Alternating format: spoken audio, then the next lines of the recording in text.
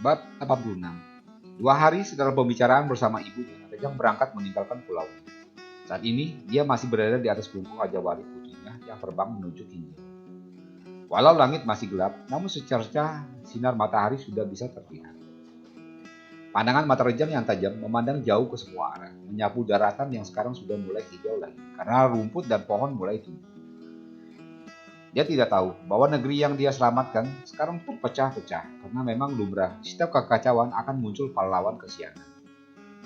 Di utara, muncul kerajaan Song Utara yang wilayahnya membentang dari utara hingga barat, hingga perbatasan Tianjin, ibu kota lama. Di selatan, di bawah Ibu Suri Tanialu, muncul kerajaan Song Selatan. Selain kerajaan, juga muncul para pendekar yang menguasai dunia persilatan. Jika utara memiliki kerajaan Song Utara,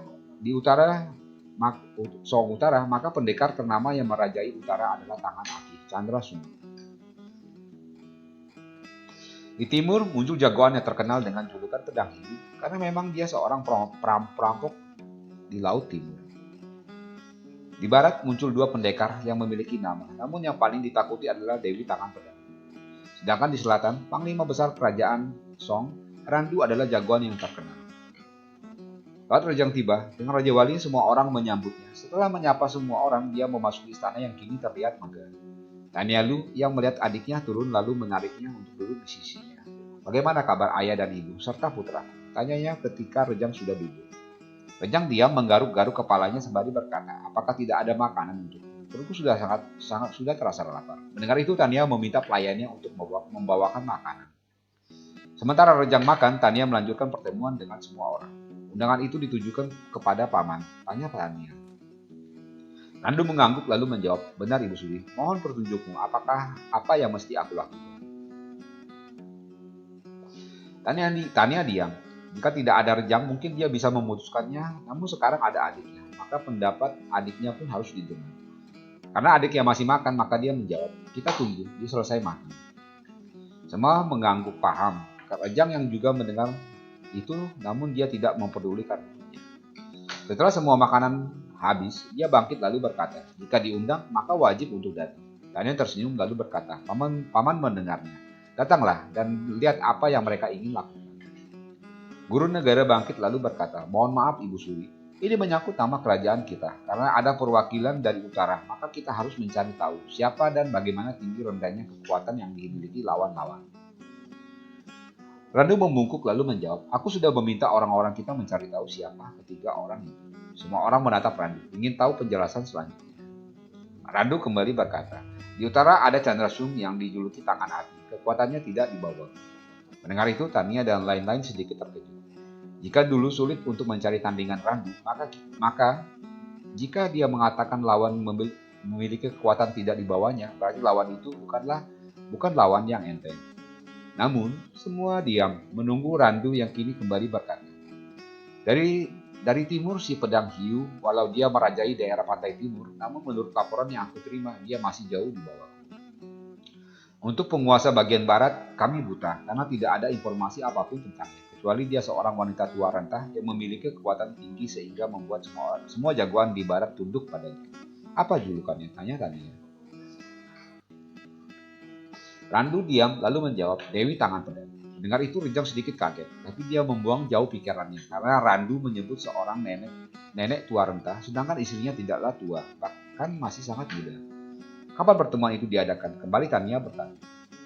Randu bangkit lalu menyerahkan secari kertas pada Tania sembari berkata, di undangan itu ditulis tanggal 11 bulan 4 ini.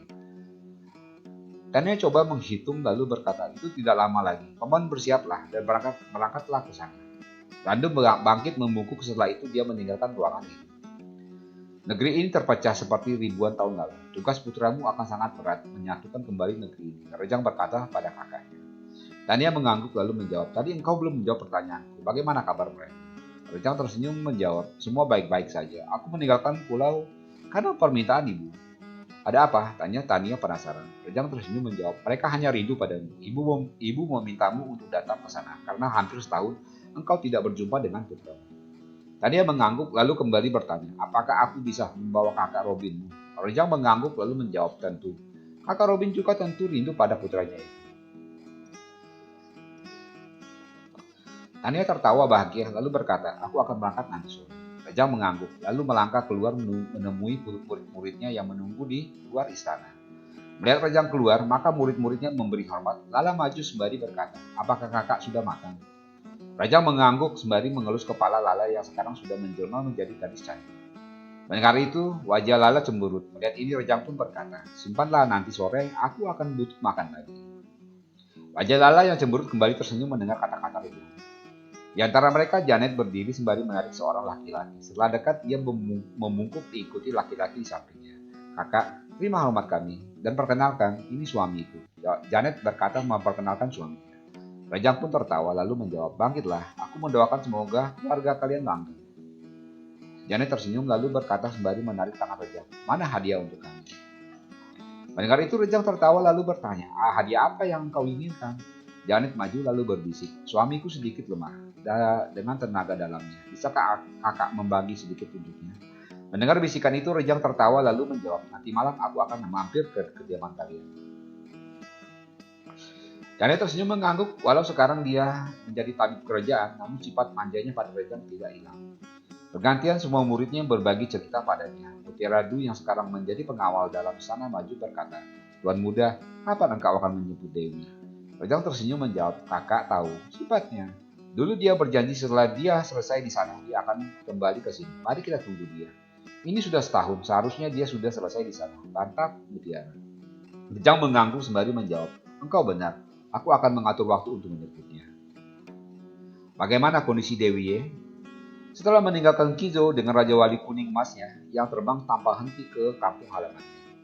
Di kampung halamannya, karena terbiasa tanpa pemimpin, maka pembangunan di sana berjalan dengan sendirinya. Hanya di bawah komando Paman Ali. Setelah melihat semua berjalan normal, dia hanya menetap 2 bulan di kampung halamannya, lalu dia kembali lagi ke Kinzo. Di tengah perjalanan, dia membelokkan arah menuju Tenggara Barat karena tertarik dengan keramaian di bawahnya. Karena tidak ingin membuka identitasnya, maka dia merubah wajahnya menjadi nenek tua renta. Dengan berjalan tertati-tati, dia mendekati keramaian yang tadi disaksikannya. Ternyata adalah pertarungan antara seorang wanita dengan beberapa laki-laki. Dewi yang menyaksikan pertarungan itu dan tidak ingin ikut campur karena tidak tahu duduk masalahnya. Ditambah kegesitan sang wanita tidak kalah dari 5 orang lelaki yang meroyoknya. Pada saat kelima lelaki itu mulai terdesak, sosok tubuh turun dari atas pohon dan langsung menyerang si wanita. Cantik, menyerahlah, engkau akan menjadi istriku yang tersayang. Lelaki yang baru turun tadi menyeringai sambil terus melancarkan pukulan yang sengaja ditujukan ke bagian terlarang bagi wanita.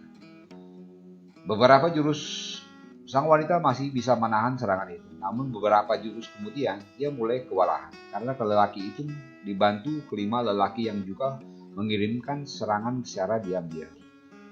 Dewi yang melihat itu bisa menebak siapa para lelaki itu. Dia yang memegang ranting kecil yang tadi digunakan sebagai tongkat.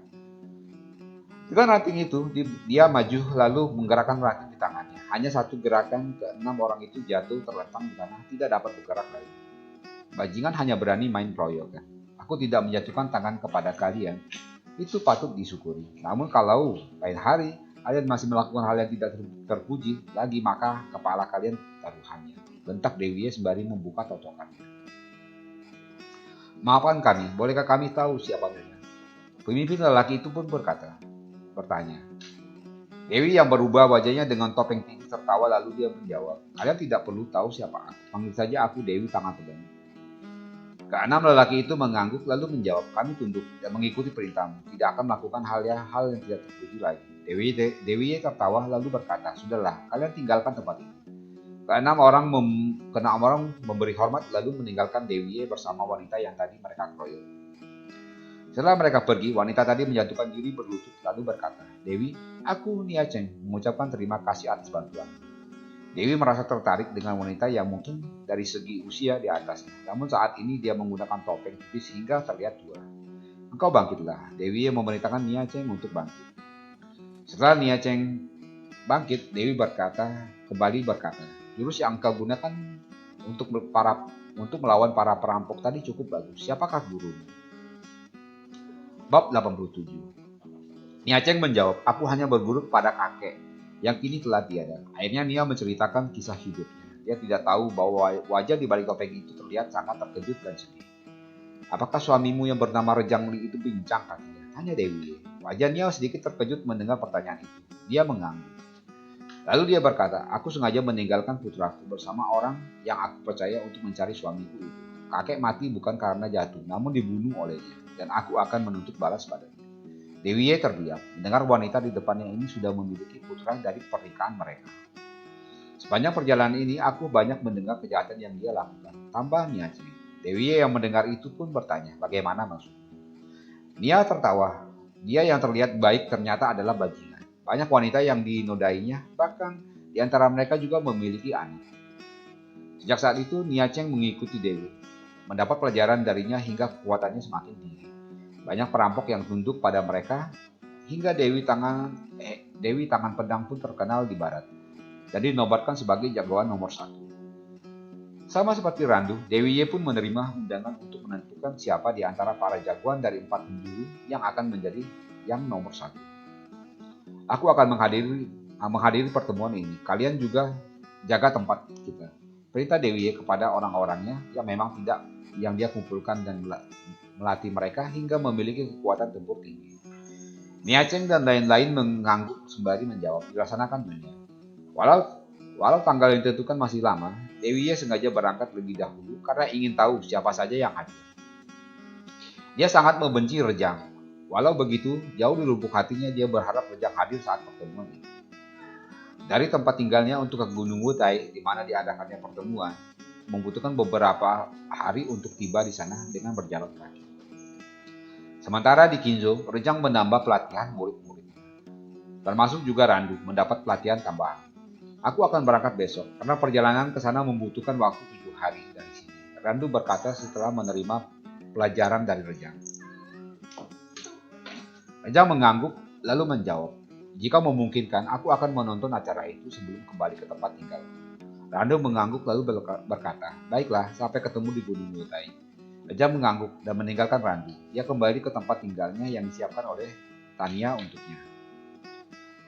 Baru duduk terdengar ketukan di pintu. Rejang pun berkata, "Masuklah." Denisi bersama adiknya masuk membungkuk pada Rejang. "Ada apakah kalian kakak dan adik datang di larut malam begini?" tanya Rejang. Denisi menjawab, "Maafkan kami kakak mengganggu waktumu. Namun kami memang ingin meminta bantuan kakak bicara dengan Panglima Besar."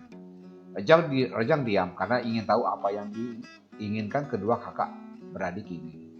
Melihat Rejang diam, Denisi kembali berkata, "Mohon kakak bicarakan kepada ayah dan ibu kami, agar bisa mengirim kami ke utara sebagai mata ayah di sana."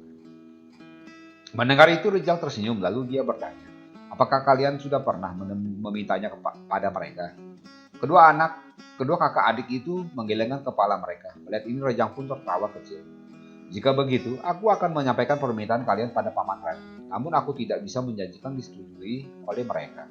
Jika engkau saja yang pergi, mungkin Bibi Sarah akan setuju, namun tidak jika engkau membawa adikmu."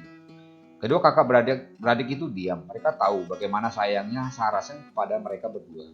"Aku hanya bisa berjanji bahwa engkau yang bisa pergi, tidak untuk Lala. Dia akan tetap di sini karena aku tahu bagaimana sayangnya Bibi Sarah padanya," tambah Rejang. Mendengar itu Lala berkata, "Bagaimana kakak bisa makan? Siapa yang akan mencuci pakaiannya jika aku tidak ikut?" Mendengar itu Rejang pun tertawa lalu dia menjawab, "Kakakmu bukan anak kecil lagi. Dia bisa mengurus dirinya sendiri. Lagi pula dia menjalankan tugas kerajaan ke sana. Tentu memiliki risiko yang besar. Jika kalian berdua, maka risiko itu semakin besar." Denisi mengangguk lalu berkata pada adiknya, "Kata kakak-kakak benar. Engkau harus tetap di sini. Biarkan aku yang kembali ke utara. Sebulan atau 2 bulan sekali aku akan datang ke sini menyuguhmu, ayah dan ibu." "Kakak berjanji?" tanya Lala. Dewi mengangguk. Melihat ini, Lala kembali tersenyum lalu berkata, "Saat pergi aku ingin menemanimu melihat makam ayah dan ibu. Setelah itu aku akan kembali lagi ke sini." Dengar itu Denisi terdiam karena dia tidak berani berjanji. Melihat itu Rejang pun berkata, "Aku akan mengantar kalian ke utara karena aku juga tertarik untuk menonton keramaian di puncak Gunung Wutai. Jadi dia bisa kembali bersamaku ke sini." Kedua kakak adik itu pun membungkuk menyatakan terima kasih mereka. Keesokan harinya, sebelum Randu berangkat, Rejang memanggil mereka berdua dan menyampaikan keinginan dua anak angkat mereka. Sarasen diam, begitupun Randu. Melihat ini, Rejang berkata, aku paham rasa sayang kalian pada mereka berdua. Maka aku hanya mengizinkan Denny yang berada di utara, sedangkan Lala tetap di sini. Mendengar itu, Sarasen mengangguk lalu berkata, aku setuju. Rejang tersenyum lalu kembali berkata, aku akan membawa keduanya sore ini ke utara, menyambangi makam kedua orang tua mereka. Setelah itu, Denny akan tetap berada di sana menjalankan tugasnya, sedangkan Lala akan aku bawa ke Gunung Wutai, dan dia akan pulang ke sini bersama paman. Randu dan istrinya mengangguk setuju. Kenapa kita tidak berangkat bersama-sama? Tanya Randu. Kembali senyum terukir di bibir Rejang, lalu dia berkata, paman adalah utusan resmi sedangkan aku bukan siapa-siapa dan ingin bebas terbang kemana. Randu paham, lalu berkata, baiklah, aku pamit untuk berangkat sekarang. Rejang mengangguk, lalu meninggalkan suami istri yang masih berlutut. Di depan kakak dan adik menunggunya. Lala langsung bertanya, bagaimana? Apakah ayah dan ibu setuju? Kami setuju. Randu yang menjawab. Sarasen pun berkata, dan engkau jangan membuat repot tuan muda di perjalanan. Lala berlari memeluk Sarasen sembari berbisik. Terima kasih ibu. Aku berjanji tidak akan merepotkan kakak. Randu mengelus kepala putri angkatnya, lalu berkata, kalian bersiaplah, dan engkau, Denny, dalam bertugas harus tahu batasan. Jika membahayakan nyawa, maka melarikan diri bukanlah hal yang memalukan. Denny sih mengangguk, sembari menjawab, aku mengerti ayah. Hari itu, setelah Randu dan rombongan pergi, tak lama Rejang juga pergi bersama kedua kakak dan adik ini. Di dalam perjalanan, Rejang tetap memberikan latihan pada kedua orang itu, hingga kekuatan dan kecepatan mereka jauh bertambah. Karena terus mendapat tenaga dalam tambahan dari Rejang, maka perjalanan mereka jauh lebih cepat. Hanya butuh 3 hari mereka sudah tiba di utara. Tempat tinggal mereka yang dibangun oleh Jeptu sudah rata dengan tanah. Lala tidak memperdulikan itu. Dia berlari ke makam kedua orang tuanya. Makam itu tetap utuh karena memang bangunannya tidak tinggi. Namun rumput yang tumbuh sudah 2 meter tinggi. Lala dibantu kakaknya membersihkan makam kedua orang tua mereka. Mereka berada di sana seharian ketika sore tiba, maka mereka melanjutkan perjalanan ke ibu kota kerajaan Song Utara. Rejang membantu mengurus semua kebutuhan Denny dari tempat tinggal dan bertemu dengan orang-orang yang dikirim Randu termasuk Jeptu yang juga bertugas di utara. 2 hari setelahnya, Rejang mengajak Lala untuk berangkat mengunjungi Gunung Wutai untuk menonton keramaian. Jika pergi mereka melalui jalan yang tidak pernah dilalui manusia, maka saat ini Rejang dan Lala melalui banyak kampung yang berdiri sepanjang jalan menuju Gunung Wutai.